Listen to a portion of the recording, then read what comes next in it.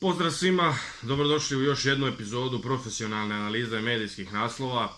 Naslov koji danas analiziramo glasi: je li moguće da Anja Ivanović izgleda ovako samo tjedan dana nakon poroda? Pa, budući da je u trenutku slikanja slike, pretpostavljam prošlo tjedan dana nakon poroda, i da je to na slici dotična Anja Ivanović, pretpostavljam da je moguće, ne samo da je moguće, nego da je i apsolutno 100% sigurno da izgleda točno tako kako izgleda tjedan dana nakon poroda. I evo, možemo pogledati sliku da se uvjerimo i boga mi, izgleda točno tako kako izgleda. Tako da mislim da to stvarno nije pitanje koje bi se trebali postavljati.